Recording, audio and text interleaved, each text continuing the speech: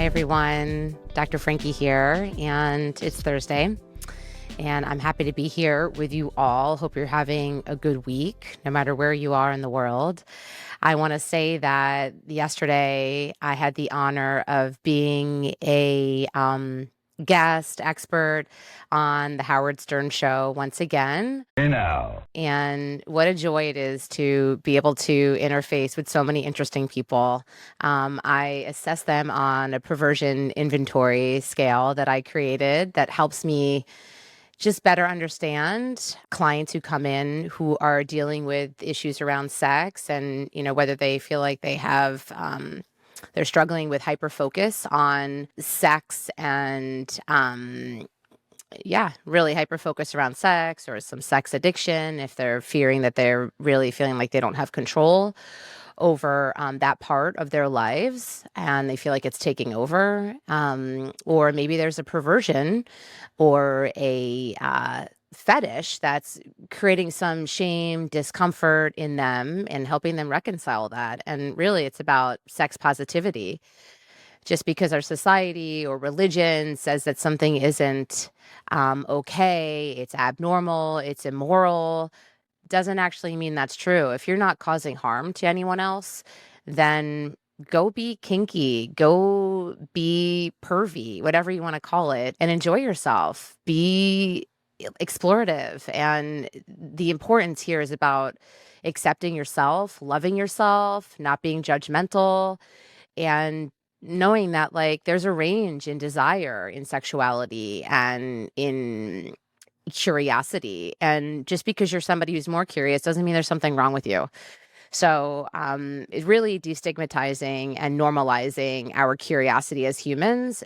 And even on the other side of the spectrum, where there are people who have a really low sex drive, for example, maybe they're not that curious. Maybe they don't experience sexual attraction at all. And those are folks who fall in kind of the asexual, gray sexual area. And I think there's a lot to learn about sexuality and desire that would benefit all of us, so that we can be more supportive, understanding, loving to ourselves and to others who are different. So anyway, that's actually not my talk for today, but it is something that is in the forefront of my mind as I come off of spending a lot of time with Howard Stern and Robin and Fred and the whole crew there that were amazing and gave me an opportunity to kind of play in their sandbox with them. So I have lots of gratitude today and I'm feeling lots of joy. So wanted to share that with you all. And without any further ado, I think we should get into the topic because I know we all have really busy lives and I appreciate you taking time to spend a few minutes here with me and subscribing. If you're new to me, please subscribe, share, like, comment. I love, love, love comments. So please do share. I try to respond when folks ask questions or make suggestions. So please do share. And let's just jump in. Today, I'm going to share the wrong ways to break up with someone. Yes, the wrong ways. Oh, geez, there are definitely a significant number of wrong ways to do this. So I might say there's no good way to break up with someone, but those of us who have been through a bad breakup can agree there are definitely wrong ways to break up with someone. However, you go about having the difficult conversation, right? Because no matter what, it's a difficult conversation, whether you're on the breakee or the person being broken up with. You'll be on the right track as long as you don't do any of the things I'm going to name right now. Don't ghost or give a slow fade. The absolute bare minimum baseline of breaking up with someone directly is to commit to actually breaking up with them, rather than hoping they'll read your mind and exit from your life without inconveniencing you at all. Even if you've only been on one date, the considerate thing is to let the person know what they can expect from you going forward, including whether you want to see them again. It's really that simple. While it may feel like you can just avoid texting at all after a first date and let the other person assume what you mean, and this is sometimes true, it's also possible that they'll text a week later gushing about how much they like you and asking when they can see you again, which puts you in a much more challenging position than if you had just communicated clearly with them from the outset.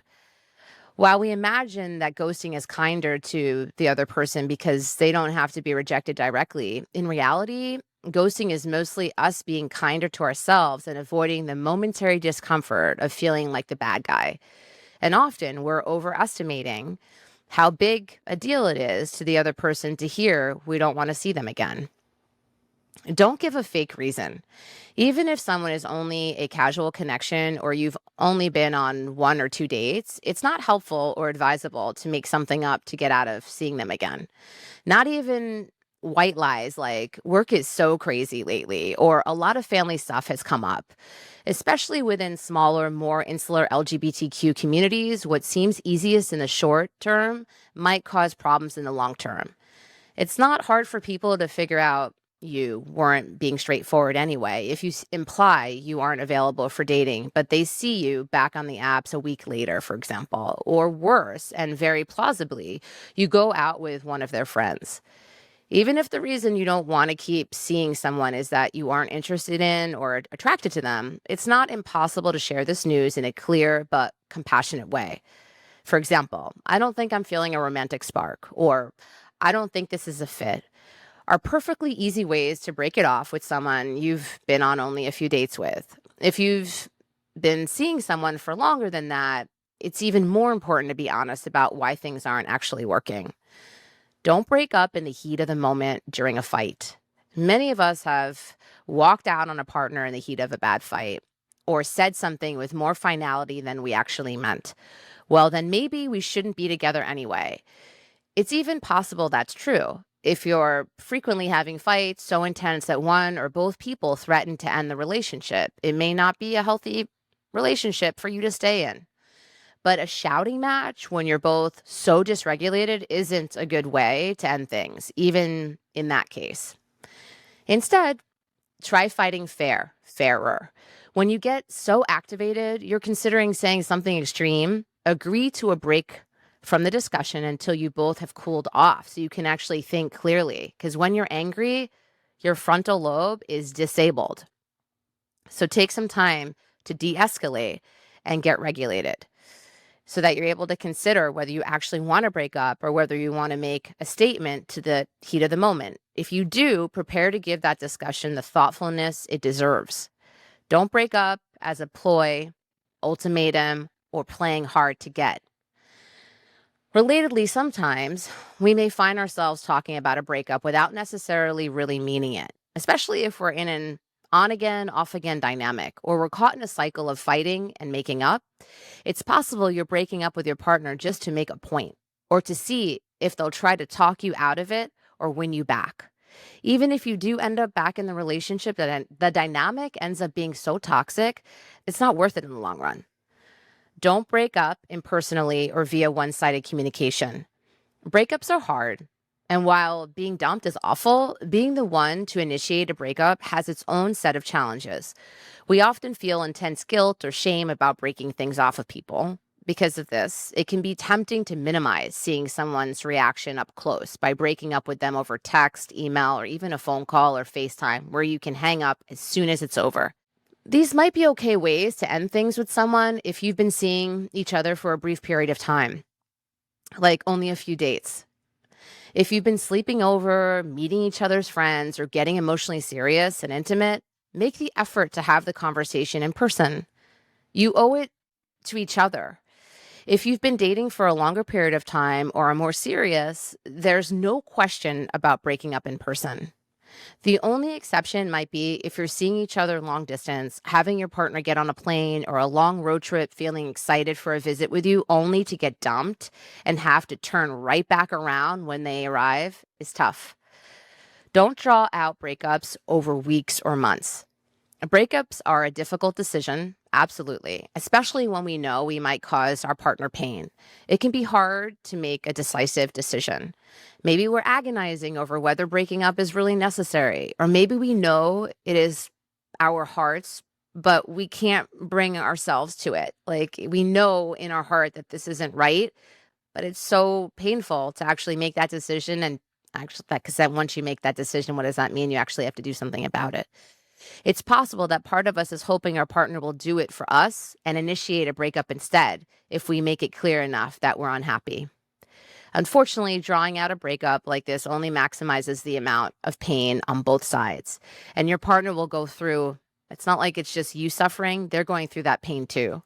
It's a tough choice to break up, but a lot of the decision you need to make in a relationship, they're tough, right? These decisions. A relationship that's so frayed and fractured by weeks or months of being unsure about the future will have a hard time rebuilding trust and security. While it's challenging personal work, do your best to decide with intention what you want or what you don't want and act on it. And remember, the idea is to cause minimal harm to ourselves and to others. So being honest, direct, and not dragging it out is key. Don't use a breakup as a chance to criticize or blame unnecessarily. Often by the time we break up with someone, we're very angry at them, often with good reason. Maybe they've cheated, broken our trust, or otherwise hurt us really badly. It's understandable to want to force the other person to hear out our grievances and feel some catharsis. If you're explaining with clarity and equanimity why you're making the choice you are, that's completely fair. But venting, invective, and personal attacks may be something you regret. You're already breaking up with them and taking action to improve your experience and reclaim your agency. Consider whether your resentment and frustration with your now ex can be instead shared with your friends, your therapist, or your diary for that matter. So, how should you break up? Breaking up is hard to do under any circumstance and often feels painful for all parties involved. While it will never really feel good, there are a few basic tenets that will make breakups as manageable as possible for all involved. Be clear, be direct, be as compassionate as you can while remaining honest, and make your choices with intention and decisiveness. And trust yourself. Once you make that decision, stick with it. If you're talking about breaking up, you just got to commit and go forward and do it. There's a reason why you're finding yourself in a cycle of breaking up and repairing and breaking up and repairing. It's probably not the right relationship. So those are my thoughts for today. Hope you have found it helpful, and I look forward to seeing you all next week. Kisses, hugs, take good care.